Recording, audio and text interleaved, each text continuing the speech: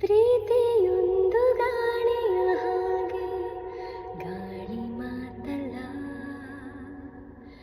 ಪ್ರೀತಿ ಹರಿವ ನೀರಿನ ಹಾಗೆ, ನಿಂತ ನೀರಲ್ಲ.